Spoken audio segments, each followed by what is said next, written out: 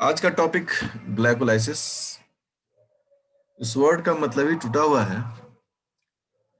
इस वर्ड का एक लिटरल मीनिंग है कि शुगर को तोड़ना है, मतलब कि ये कैटाबॉलिक पाथवे है। इसीलिए इसको हम लोग ग्लाइकोलाइसिस एक ऐसा पाथवे है जो शुगर कैटाबॉलिज्म या शुगर में कुछ मॉडिफिकेशन करके कुछ भी बनाना हो,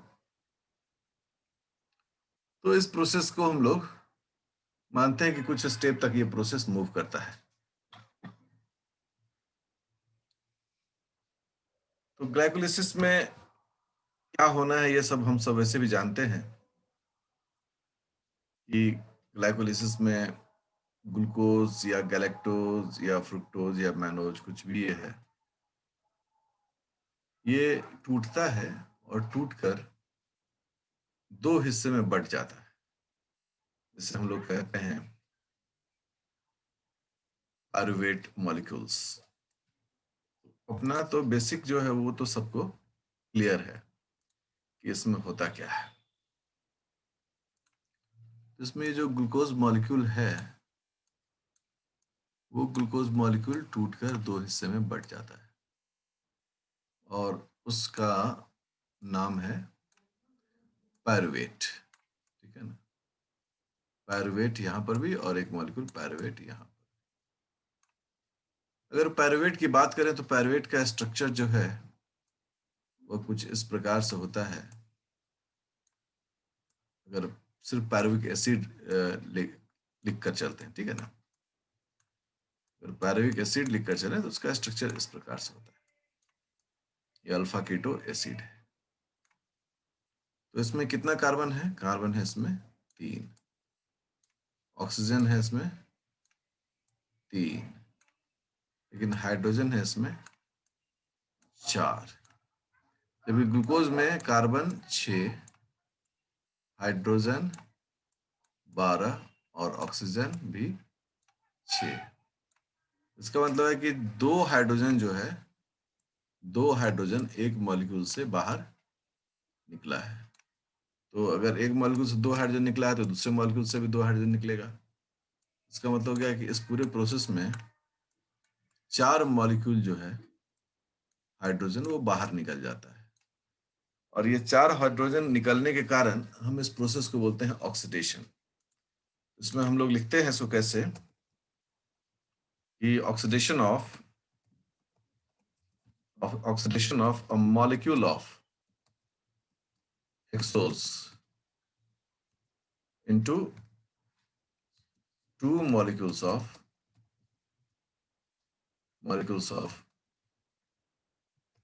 pyruvic एसिड। चूंकि पीएच चेंज होता है, न्यूट्रल पीएच पर होगा तो पायरुवेट हो जाएगा। यह प्रोसेस जो है यह ऑक्सीडेशन का प्रोसेस है, क्योंकि इसमें दो नहीं बल्कि 4 हाइड्रोजन निकलते हैं। तो हम जब ग्लाइकोलाइसिस को, चूंकि ग्लाइकोलाइसिस एक ऐसा टॉपिक है जो कोई भी विद्यार्थी 10th में पढ़ता है, फिर 11th में पढ़ता है, ग्रेजुएशन में पढ़ता है, पीजी में पढ़ते हैं लोग, तो कैसे यह हम एक मास्टर की तरह इस टॉपिक को डेवलप करें, यह मुद्दा आता है। तो यह एक बेसिक इसका फीचर है। अब कुछ इसका थ्योरेटिकल पार्ट है, तो हम लोग थ्योरेटिकल पार्ट में भी चलते हैं। थ्योरेटिकल पार्ट को अगर हम लोग देखें, यहाँ दिखता है क्या कि इसमें 10 एंजाइम्स पार्टिसिपेट करते हैं। इस पूरे रिएक्शन में 10 एंजाइम्स पार्टिसिपेट करते हैं। तो 10 एंजाइम्स कैटलाइज्ड रिएक्शंस इसमें होता है, ठीक है। और नेट गेन जो है वह 2 एटीपी मॉलिक्यूल्स का होता है। इसका मतलब है कि ग्लाइकोलाइसिस बहुत ज्यादा एनर्जी प्रोड्यूसर नहीं है। हम कहें कि बहुत एनर्जी प्रोड्यूस हो जाता है, ऐसा नहीं है। ये बहुत कम ही मॉलिक्यूल बनाता है। तो 2 एटीपी इससे नेट गेन होता है। अगर कंप्लीट ऑक्सीडेशन हो, मतलब प्रोसेस अगर आगे एरोबिक हो जाए, तो फिर 6 एटीपी निकलेगा। ये सब चर्चा हम बाद में करेंगे, ठीक है। ये सब आगे चर्चा होगी इन बातों की। अभी तो आप एकदम बेसिक चीजों को समझें। तो इस प्रकार से दो मॉलिक्यूल्स का फॉर्मेशन जो है वहां होता है। ठीक है। अब है इवोल्यूशनरी प्रोसेस को अगर हम देखें, जब भी हम इवोल्यूशनरी प्रोसेस को देखते हैं तो हमें एक बात तो आसानी से समझ में आती है, और वह बात यह है, यह ग्लाइकोलिसिस तब से हो रहा है जब इस नेचर में ऑक्सीजन नहीं था। इसका मतलब है कि जब नेचर में ऑक्सीजन नहीं था तब भी ग्लाइकोलिसिस होता था, और जब नेचर में ऑक्सीजन है तब भी ग्लाइकोलाइसिस हो रहा है। इसका मतलब है कि ग्लाइकोलिसिस को ऑक्सीजन के रहने या नहीं रहने से कोई फर्क नहीं पड़ता है। सो यह ग्लाइकोलिसिस ऑक्सीजन इंडिपेंडेंट रिएक्शन है।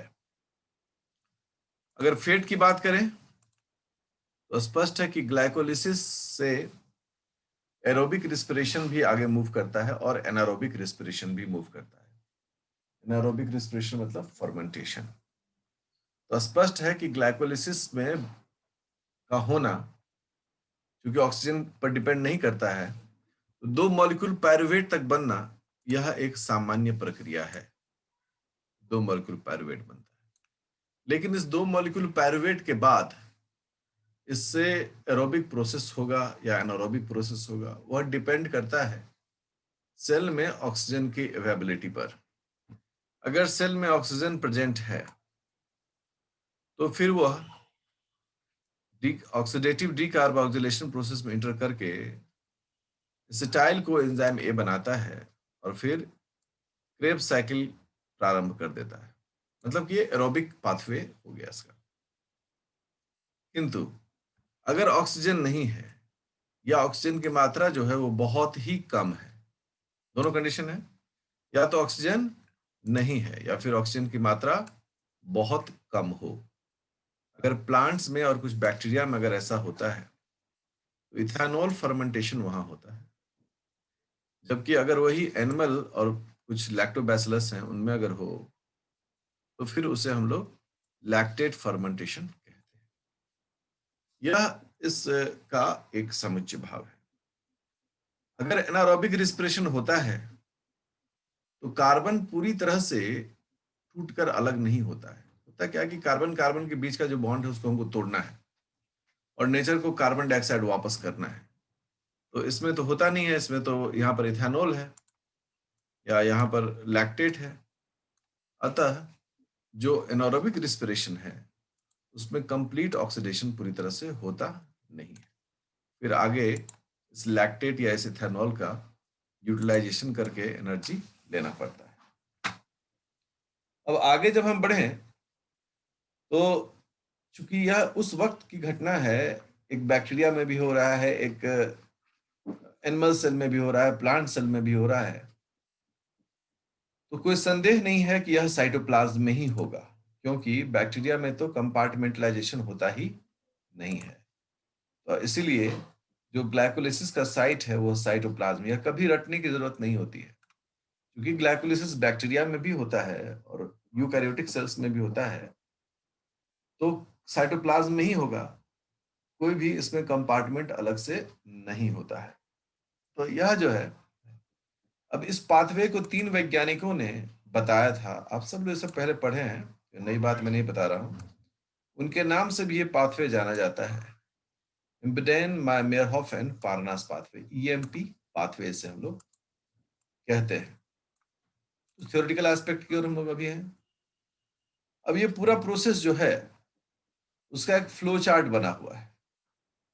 मैं सिर्फ फ्लो चार्ट की बात करूं तो आप आराम समझ सकते हैं कि ग्लूकोज है और ग्लूकोज से उसको एक्टिवेशन करके ग्लूकोज 6 फॉस्फेट बनाया गया है। ये सब हमें रिएक्शन सबको याद है। ग्लूकोज के 6वें पोजीशन पर जो कार्बन है उसमें एक फॉस्फेट जोड़ा गया है, गामा फॉस्फेट, और फिर इसको आइसोमराइज करके ग्लूकोज से फ्रुक्टोज में चेंज किया गया और ये बना फ्रुक्टोज 6 फॉस्फेट। और फिर से एटीपी जोड़कर उसमें फ्रुक्टोज 16 बिसफॉस्फेट बना है। यह जो तमाम रिएक्शंस है यहां से लेकर यहां तक में इसमें फ्रुक्टोज 6 फॉस्फेट जब बनता है, इसे हम लोग बोलते हैं कमिटेड स्टेप, कमिटेड स्टेप। मतलब अगर ये फ्रुक्टोज बिस फॉस्फेट बन गया, 1,6 बिस फॉस्फेट बन गया, तो निश्चय ही ग्लाइकोलिसिस आगे बढ़ेगा। इससे पहले कभी भी यह रुक सकता है या फिर कोई दूसरा काम कर सकता है। लेकिन once fructose 1,6 bis phosphate is formed, तो निश्चित रूप से यह ग्लाइकोलिसिस में ही आगे बढ़ेगा। इस पूरे प्रोसेस में अगर आप देखें, यह प्रोसेस जो है वह इन्वेस्टमेंट का प्रोसेस है। यह इन्वेस्टमेंट का प्रोसेस है, क्योंकि इस पूरे प्रोसेस में एक यहाँ एटीपी है और एक यहाँ एटीपी है, 2 एटीपी का खर्च किया गया है। मूलतः ही समझे आप। तो फ्रुक्टोज 1,6 बिस फॉस्फेट तक बनना एक इन्वेस्टमेंट प्रोसेस है। जैसे हम लोग कैसे अपने जिंदगी में पढ़ाई लिखाई करते हैं तो पैसे खर्च करते हैं, किताबों में पैसे खर्च करते हैं, रहने खाने पीने में पैसे खर्च करते हैं। गार्जियंस जो होते हैं वो भी इन्वेस्ट करते हैं। कोई भी कुछ भी बनता है तो पहले इन्वेस्ट किया जाता है उसमें, और जब एक बार वो इन्वेस्टमेंट हो जाता है और ठीक से होता है, तो फिर हमें बहुत ज्यादा मात्रा में उसका रिटर्न मिलता है। हम लोग भी जब पढ़ते थे तो सर्टनली हम भी पैसे खर्च करते थे पढ़ाई के लिए, एनर्जी खर्च करते थे, अपना समय लगाते थे, और उसका रिटर्न हुआ कि हमको उसका एक रेगुलर बेसिस पर जो है मतलब पे बैक जो है यह सिस्टम हमको वापस कर रहा है। एक बार जब यह कमिटेड स्टेप में जा रहा है, उसके बाद यह टूटना शुरू करता है। ठीक है, और जब यह टूटना शुरू करता है, तो हम सब जानते हैं कि जब भी एक शुगर का ब्रेकडाउन होता है, तो एक एल्डोज और एक कीटोज बनता है। तो चूंकि फ्रुक्टोज भी क्या है, एक शुगर है, यह भी जब टूटेगा तो एक कीटोज बनेगा, डिहाइड्रोक्सी एसीटोन फॉस्फेट, और एक बनेगा एल्डोज, जिसे हम लोग कहते हैं 3-फॉस्फोग्लिसरल या इसे ग्लिसरल डिहाइड फॉस्फेट कहते हैं। तो इन दोनों का फॉर्मेशन होता है। जो फर्दर जो एंजाइम है, वह एंजाइम 3-PGAL के लिए ही एक्टिव रहता है। तो डिहाइड्रोक्सी एसीटोन फॉस्फेट जो इसे डैप कहते हैं, उसको आइसोमराइज होकर किस चीज में चेंज होना होता है, उसको चेंज होना होता है 3-PGL। अर्थात अब यहाँ पर 2 मॉलिक्यूल हैं 3-PGAL के, 3-फॉस्फोग्लिसरॉल्डिहाइड के 2 मॉलिक्यूल्स होते हैं। और ये जो मॉलिक्यूल्स हैं, अब ये मॉलिक्यूल्स फर्दर रिएक्शन करना शुरू करते हैं, और अब एल्डिहाइड हो चुका है। अब एल्डिहाइड से ये एसिड की ओर जाना शुरू हुआ, 1,3-बिस फॉस्फोग्लिसरेट, या इसको हम लोग बोलते हैं फॉस्फोग्लिसरेट 1,3-बिस फॉस्फेट। तो फॉस्फोग्लिसरेट 1,3-बिस फॉस्फेट जो है, या तो न्यूट्रल पीएच पर हो गया, लेकिन वही अगर एसिडिक पीएच पर होता तो ये फॉस्फोग्लिसरिक एसिड कहलाता, 1,3-बिस फॉस्फोग्लिसरिक एसिड। और अब यहां से ये पे बैक करना शुरू किया। पे बैक में सबसे पहले इसने एटीपी निकाल के दिया, फिर एटीपी निकाल दिया तो अब ये 3-फॉस्फोग्लिसरेट हो गया। उसके बाद इसमें फॉस्फेट ने अपना पोजीशन चेंज कर लिया, 3 से दूसरे कार्बन पर चला आया, 2-फॉस्फोग्लिसरेट हो गया, और फिर इससे वाटर निकला तो 2-फॉस्फोइनोल पायरुवेट बन गया। अभी तो आपको सब कुछ सीखना है बहुत डिटेल में, या तो मैं सिर्फ आपको स्टेप बाय स्टेप एक आपसे डिस्कस कर रहा हूं। और तब जाके एंड प्रोडक्ट के रूप में क्या बनता है, पायरुवेट बनता है। तो अगर इन सब चीजों पर हम ध्यान दें, यह स्टेप तो हमें याद रखना ही चाहिए हर हाल में, क्योंकि उसके बिना काम नहीं चल सकता। इस पूरे स्टेप को अगर हम लोग ठीक से और अच्छे से समझ बूझ कर बात करेंगे, तो हमें कई प्रकार की चीजों को इसमें देखने और सीखने का अनुभव प्राप्त होता है। और अब मैं चाहूंगा कि थोड़ा सा मैं इन सभी स्टेप्स को आपसे डिस्कस करूं और आपको इसके बारे में डिटेल से बताऊं। तो इस प्रकार से अब हम लोग इसके थोड़े स्टेप पर हल्का सा काम करते हैं और समझने की कोशिश करते हैं। इससे पहला स्टेप हमने कहा, यहां पर ग्लूकोज से बनता है ग्लूकोज 6-फॉस्फेट, 6-फॉस्फेट। यह प्रोसेस अपने में ही एक यूनिक प्रोसेस है, एक्टिवेशन का प्रोसेस है, ठीक है। और इस एक्टिवेशन के प्रोसेस में, क्योंकि इसके बिना तो काम होगा ही नहीं, ये एक्टिवेशन होना बहुत जरूरी है। क्योंकि अगर हमें कोई चूल्हा भी जलाना होता है या गैस स्टार्ट करना होता है, सबसे पहले स्टेप में हमें क्या करना होता है, हमें उसमें एक माचिस लगाना पड़ता है। तो ग्लूकोज 6 फॉस्फेट का यह जो स्टेप है, इस स्टेप में एटीपी का खर्चा होता है। जब एटीपी का इसमें खर्चा हो रहा है, तो निश्चित रूप से हमें यह समझना चाहिए कि यहाँ पर एटीपी ने अपना 3 फॉस्फेट में से एक फॉस्फेट इसको डोनेट कर दिया है। अब यहाँ एडीपी बनकर बच जाता है, ADP, correct, 2 phosphate.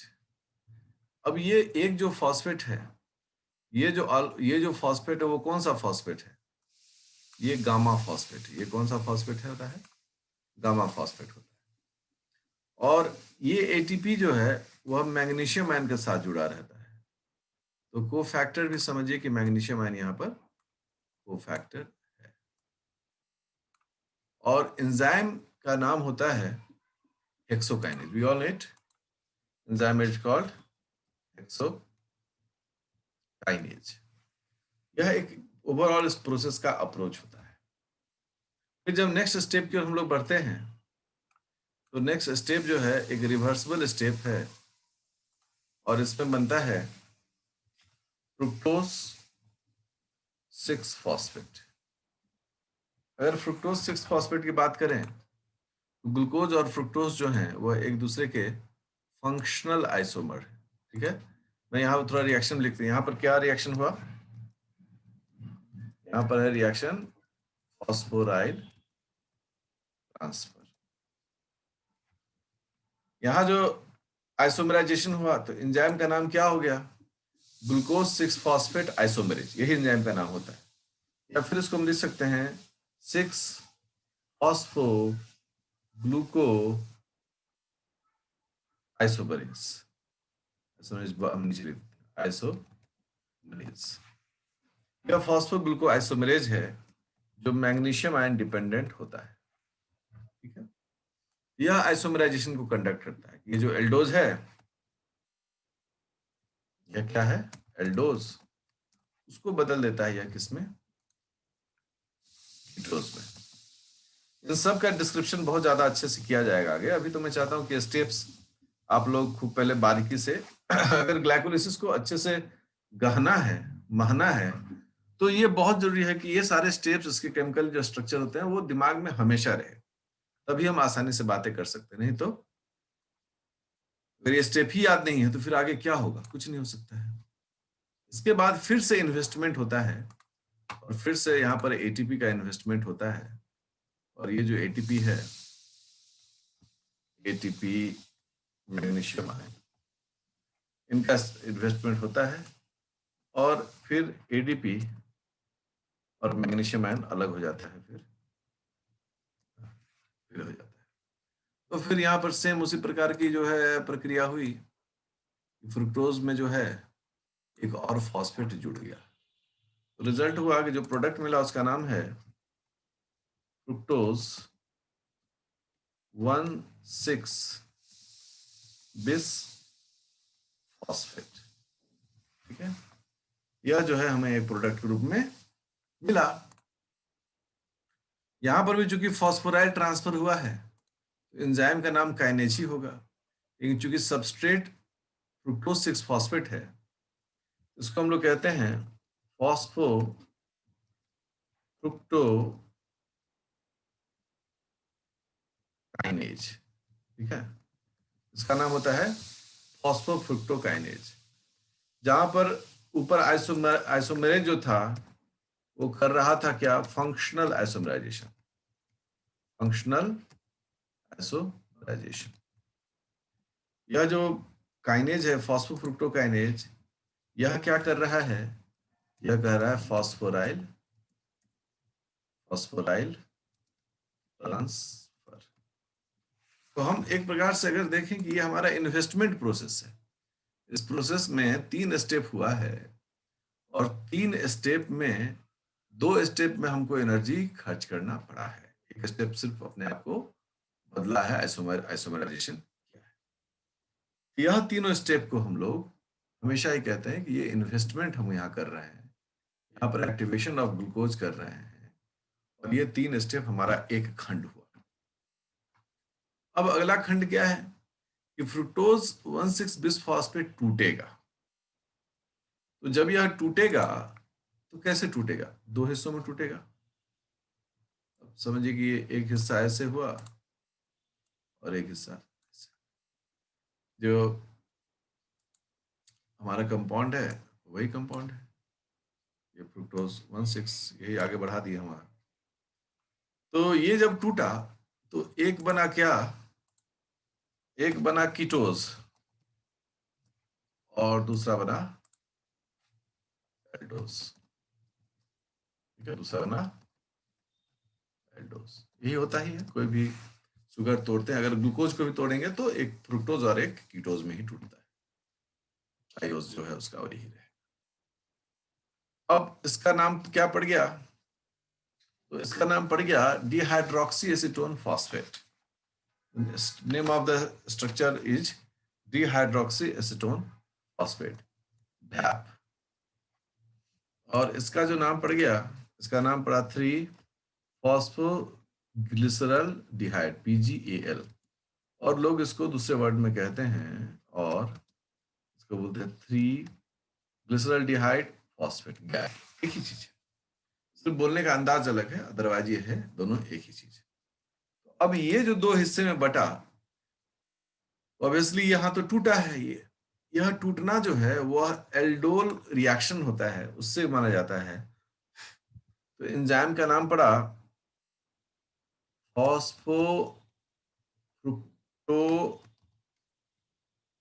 फॉस्फोफ्रुक्टो aldolase. Aldolase, इसका नाम पड़ गया फॉस्फोफ्रुक्टो एल्डोलेज। मतलब यह इस प्रकार से इसको तोड़ता है। यह जो फॉस्फोफ्रुक्टो एल्डोलेज, इसको लोग एल्डोलेज भी कहते हैं, नहीं मतलब पूरा नाम नहीं लिखे तो ऐसे भी लिखते हैं। ठीक है, इसको फॉस्फोफ्रुक्टोलाइएज भी लिखते हैं। तो कुछ भी है, ये एक ब्रेकिंग का प्रोसेस है, क्लीवेज का प्रोसेस है, तोड़ दिया गया 2 टुकड़ों में, फ्रैगमेंटेशन का प्रोसेस है। बायोलॉजिकल साइंस में हमेशा बोलते हैं कि बायोलॉजी एक में सेल बहुत कंजूस होता है। सेल कभी नहीं चाहेगा कि अगला जो 5 स्टेप है वो हम इसके लिए अलग से चलाएं और इसके लिए अलग से चलाएं, इसके लिए भी पैसे खर्च करें, इसके लिए पैसे खर्च करें। सेल कभी भी ये नहीं चाहता है। सेल चाहेगा कि दोनों में से कोई एक ही चले स्टेप। अगर सोचो कि 5वें स्टेप में हम लोग यहाँ पर हैं, ये जो स्टेप है वो कौन सा स्टेप है? यह स्टेप 5 है, ये 5th स्टेप है, 4th स्टेप है, 4th स्टेप। तो अभी 6 स्टेप होना है। तो सेल अगर सोचेगा कि हम 6 दोनों का 6 अलग अलग स्टेप करें तो बहुत गड़बड़ी हो जाएगा, बहुत पैसे खर्च हो जाएंगे। सेल क्या करता है कि एक स्टेप लेता है और उसको इसमें चेंज कर देता है। जैसे ही इसको इसमें चेंज करता है तो एक का जो है 5 स्टेप का बचत खर्चा बच जाता है।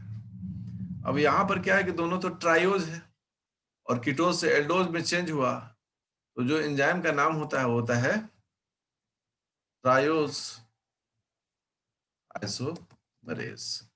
ये मैग्नीशियम आयन डिपेंडेंट होता है। ठीक है, मैग्नीशियम आयन डिपेंडेंट होता है। तो इस प्रकार से यह प्रोसेस अब हो गया।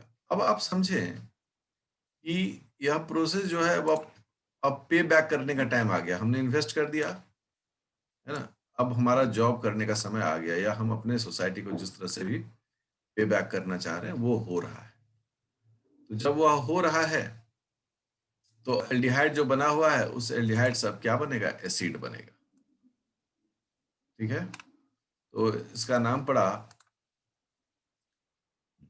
1,3 बिस फॉस्फोग्लिसरेट, 1,3 बिस PGA, 1,3 बिस PGA। हाँ, ये इसका नाम पड़ गया। अब इस प्रोसेस में जहां 3 फॉस्फोग्लिसरॉल्डिहाइड में एक ही फॉस्फेट था, वहीं पर 1,3 बिस PGA में 2 फॉस्फेट हो गया। लेकिन यहाँ पर कोई ATP खर्च नहीं होता है। एक सिस्टम जनरेटेड इनऑर्गेनिक फॉस्फेट आता है। ये आप सवाल जो है इसका जवाब आगे हम देंगे कि ये कहाँ से फॉस्फेट आता है, लेकिन अभी आप ऐसे समझिए इसको, ठीक है। साथ ही क्या है कि इसमें दो हाइड्रोजन जो है वो भी बाहर निकलता है। तो जो दो हाइड्रोजन बाहर निकलता है उसको पिकअप करने के लिए हाइड्रोजन एक्सेप्टर की जरूरत पड़ती है। उस हाइड्रोजन एक्सेप्टर का नाम है NAD+। ठीक है, ये जो है ये हमारा हाइड्रोजन एक्सेप्टर है और ये क्या बना देता है, यह बना देता है NADH+ प्रोटॉन, NADH+H+, है ना। इस प्रकार से यह इसका निर्माण करता है। दो हाइड्रोजन क्या हुआ, यहाँ निकल गया, देखिए ये दो हाइड्रोजन है, दो हाइड्रोजन यहाँ निकल गया तो बन गया 1,3-20 पीजे। साइंस में चीजों को समझना पड़ता है। अब ये एसिड के फॉर्म में बनकर तैयार है। अब इससे एक फॉस्फेट निकालने का समय आ चुका है। इससे जब एक फॉस्फेट निकालेंगे हम लोग, लेकिन उससे पहले ऊपर वाले का एंजाइम की चर्चा करते हैं। क्योंकि यहाँ पर हाइड्रोजन निकला है इसलिए एंजाइम का नाम है डिहाइड्रोजनेज, गैप डिहाइड्रोजिनेज। सीधा है एंजाइम का नाम, कहीं कोई ये दिक्कत नहीं है। अगर हमको थोड़ा सा और लिखना है तो NAD+ डिपेंडेंट गैप इसको हम लोग कहते हैं। यह हो गया। अब 1,3-20 जो है इससे जो प्रोडक्ट बनता है वो बनता है 3-फॉस्फोग्लिसरेट। जब 3-फॉस्फोग्लिसरेट है इसका मतलब क्या हो गया कि एक फॉस्फेट यहां निकला, उस एक फॉस्फेट को कौन पिकअप करेगा, एक फॉस्फेट को पिकअप करेगा ADP। यह ADP में दो फॉस्फेट था, वह कन्वर्ट हो गया ATP में। अब देखिए पेबैक का समय आ गया, जो हमने लगाया वो हमें वापस मिलना शुरू हो गया। क्योंकि इस प्रोसेस में फिर से फॉस्फेट का लेन देन हुआ है, तो यहाँ पर हम लोग क्या कह रहे हैं कि एंजाइम का नाम होगा PGA काइनेज। एंजाइम का नाम हो गया PGA काइनेज। ये मैग्नीशियम आयन डिपेंडेंट होता है, इसलिए इसको हम लोगों ने कहा PGA काइनेज ये एंजाइम है। तो PGA बनकर तैयार। अब जो अगले स्टेप की ओर बढ़ते हैं, ठीक है, सबका लॉजिक भी बताएंगे कि ऐसा क्यों होता है कि वो 3 PGA के बाद 2 PGA में चेंज होता है। अब ये जो है वह फिर से पोजिशनल आइसोमेराइजेशन कर रहा है और अब ये चेंज हुआ 2-फॉस्फोग्लिसरेट में, 2 PGA में। ये सिर्फ पोजिशनल आइसोमेराइजेशन हुआ है इसमें। इसलिए यहाँ जो एंजाइम का नाम होता है वो होता है PGA म्यूटेज। इसको लोग कहते हैं PGA म्यूटेज। म्यूटेज मतलब चेंज इन पोजिशन, म्यूटेशन से म्यूटेज बना। इस प्रकार से 2 PGA बन के तैयार है। और उसके बाद फिर अगला स्टेप जो होता है, उस स्टेप में एक मॉलिक्यूल वाटर टूटकर बाहर निकलता है, ठीक है, H2O।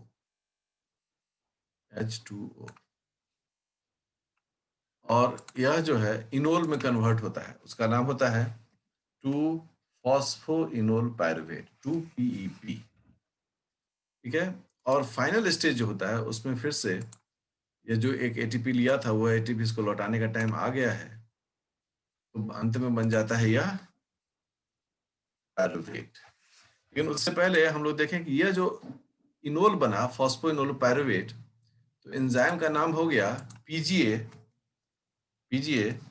इनोलेज, या इसको लोग दूसरे वर्ड में कहते हैं PGA डिहाइड्रेटेज।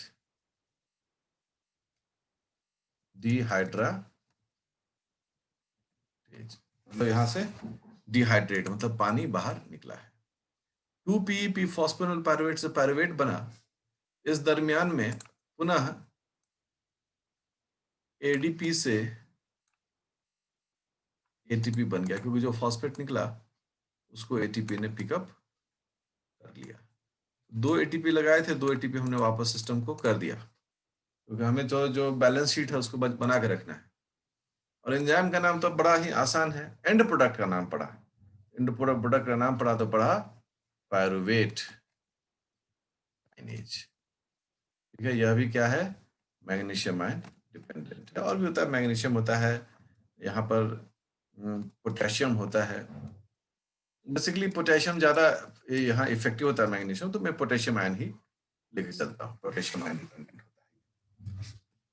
इस प्रकार से एक ग्लाइकोलिसिस का प्रोसेस हम सब लोग कई बार पढ़े हैं, कई राउंड देखे हैं, और यही हमें समझने की आवश्यकता पड़ती है। तो ये स्टेप्स जो हैं